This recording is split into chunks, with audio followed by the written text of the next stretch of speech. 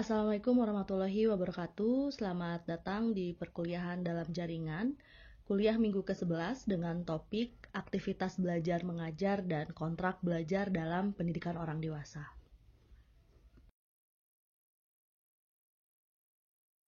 Masuk ke pembahasan yang pertama mengenai aktivitas belajar mengajar.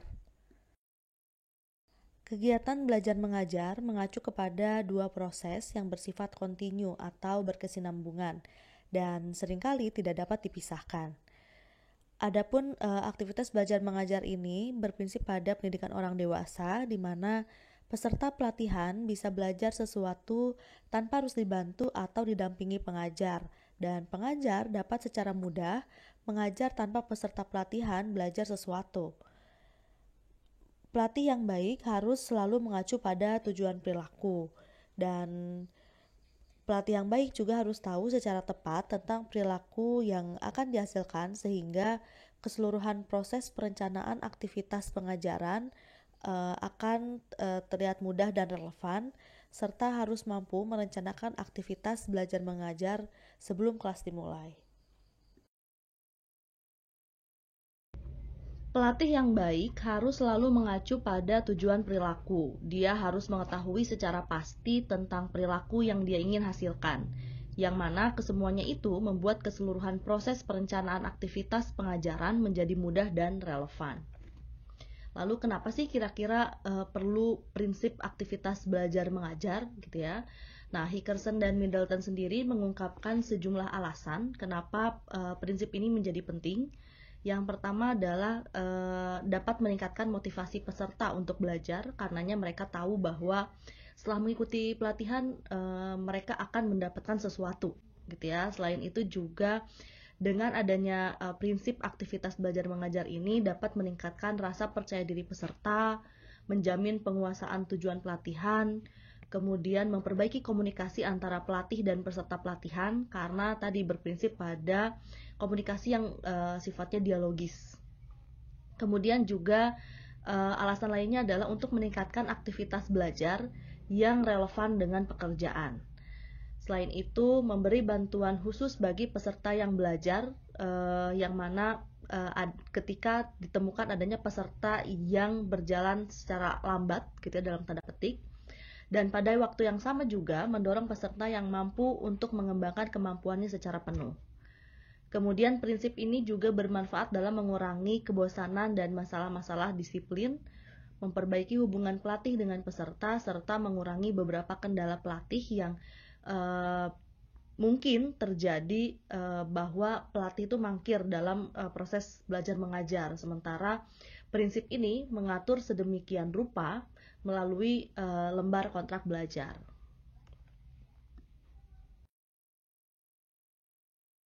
Hickerson dan Middleton mengemukakan 5 prinsip belajar mengajar.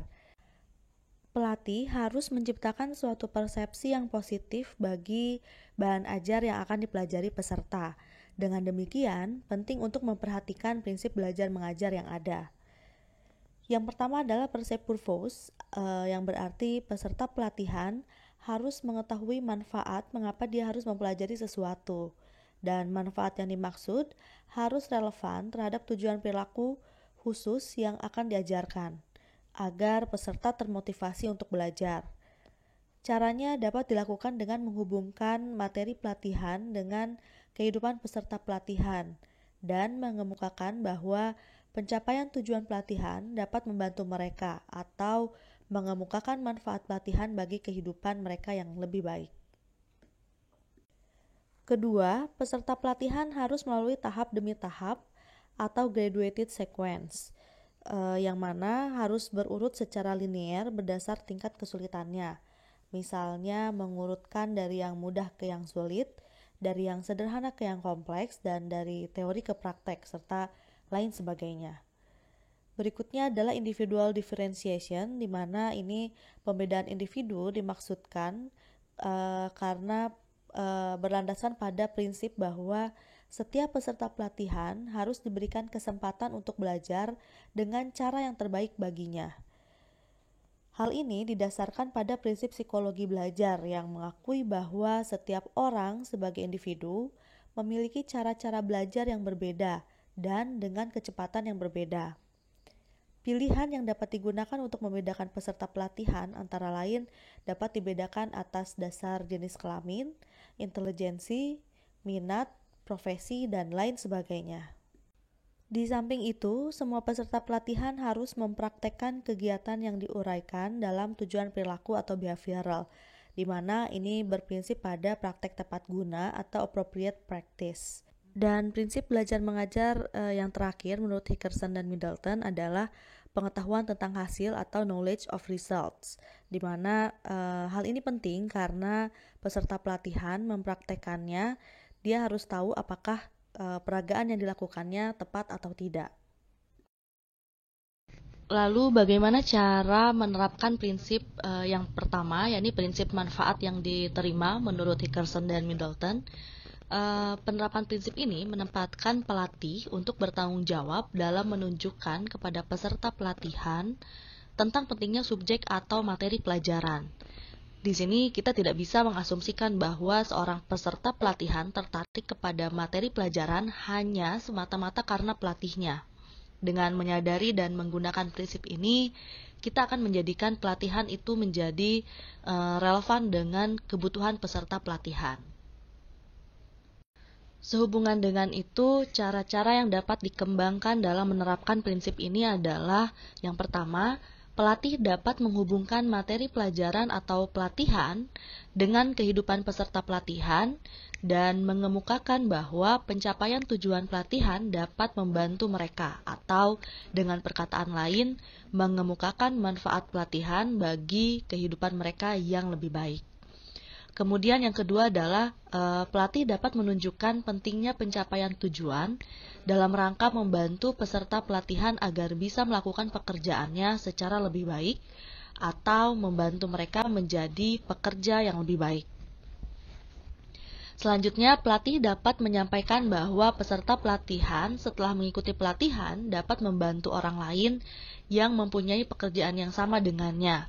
Pelatih juga dapat menunjukkan pengaruh negatif atau buruk jika peserta pelatihan tidak menerapkan apa yang akan dilatihkan atau diajarkan dalam pekerjaannya, namun dengan cara yang tidak mengancam peserta pelatihan secara personal. Kemudian graduated sequence atau prinsip urutan tahapan dapat dilakukan dengan menyampaikan materi secara berurut. Misalnya tadi seperti yang saya sampaikan sebelumnya bahwa kita dapat mengurutkannya dari hal yang sederhana ke yang kompleks, yang mudah ke yang sulit, atau dari yang tadinya diketahui atau dikenal kemudian diurutkan pada materi-materi yang tidak diketahui atau tidak dikenal gitu ya. Atau kita juga bisa mengurutkannya berdasarkan tahapan dari tujuan behavioral, misalnya dari teori itu untuk mengubah pengetahuan peserta, kemudian sampai pada praktek di mana ini bertujuan untuk mengubah keterampilan peserta pelatihan. Kemudian prinsip diferensiasi atau perbedaan individu, di mana prinsip ini adalah prinsip psikologi belajar yang mengakui bahwa setiap orang sebagai individu mempunyai cara-cara dan kecepatan belajar yang berbeda. Karenanya seorang pelatih harus bisa menciptakan situasi di mana setiap peserta pelatihan diberikan kondisi dan kesempatan untuk belajar yang lebih sesuai dengan kepribadian dan kebutuhannya.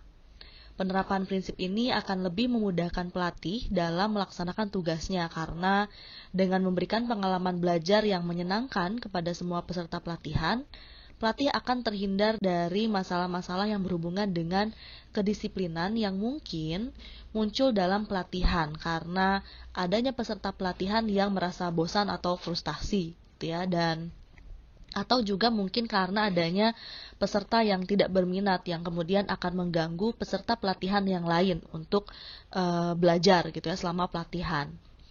Prinsip ini juga menjamin pelatih dalam mencapai tujuan pelatihan karena dia lebih memfokuskan perhatiannya pada masalah belajar dari peserta pelatihannya.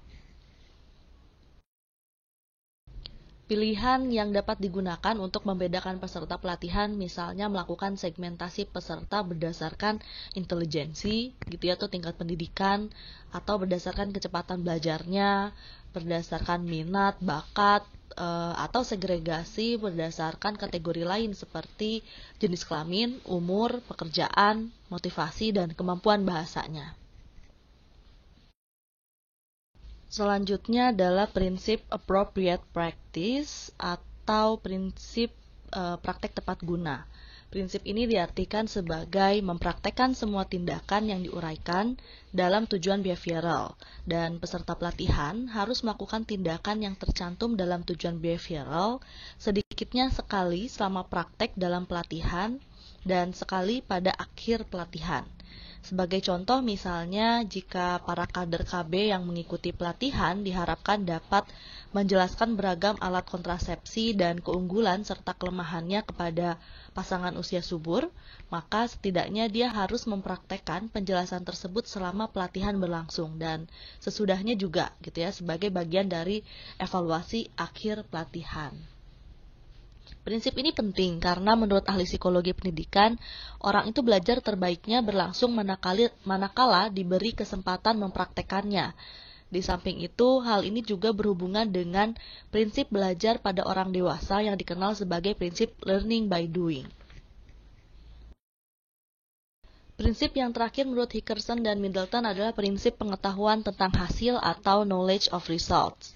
Mengingat peserta pelatihan telah mempraktekkan keterampilan tertentu selama pelatihan, maka mereka harus mengetahui benar atau tepat tidaknya apa yang dipraktekannya itu.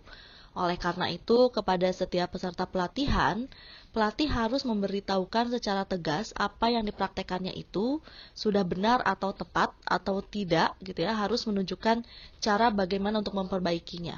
Prinsip ini penting bagi peserta, bukan untuk pelatih.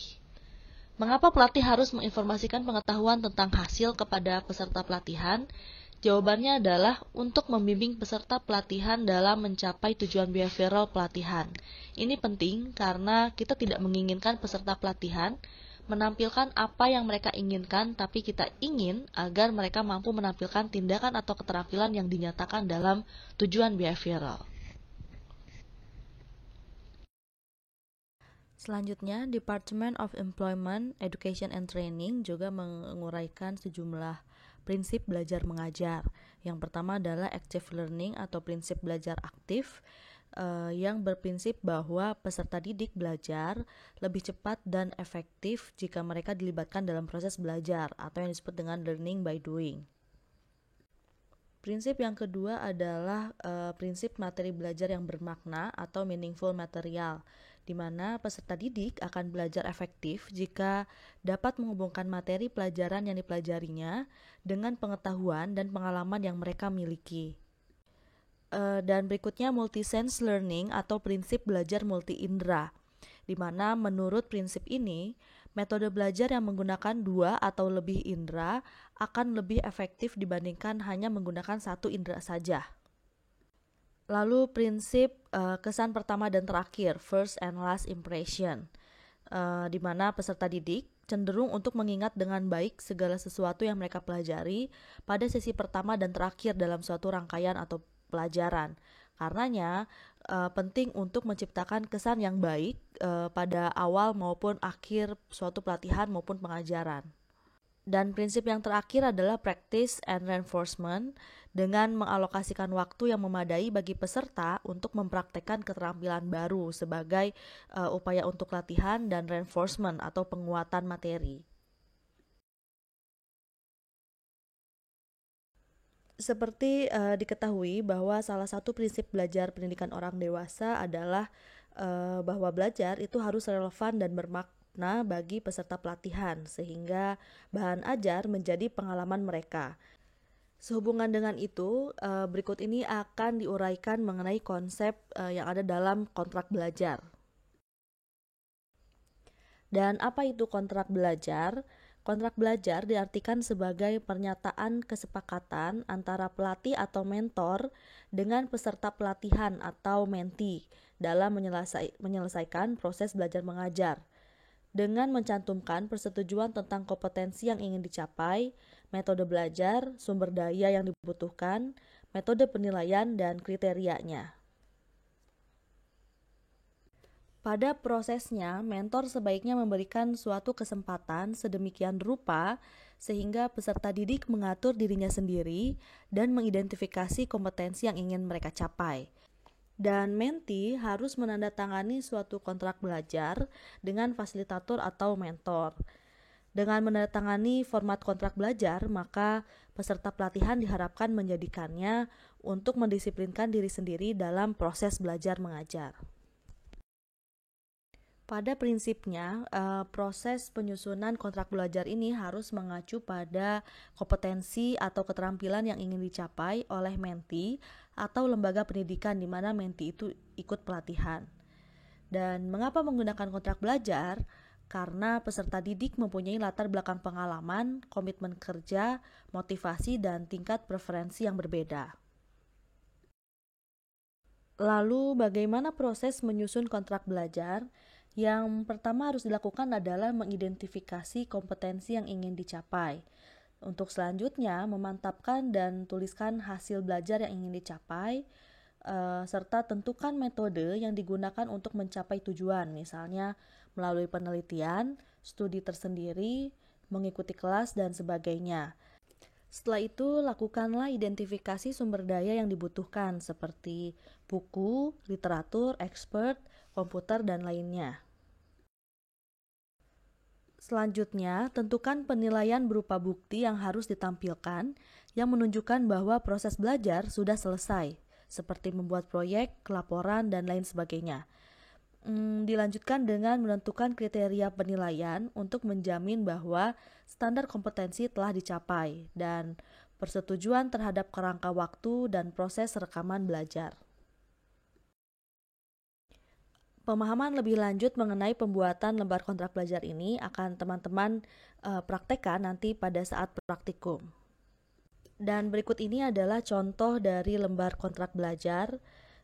Dapat kita lihat di dalamnya ada informasi mengenai siapa mentee dan siapa fasilitatornya, serta informasi mengenai waktu pelaksanaan mentoring atau pelatihan.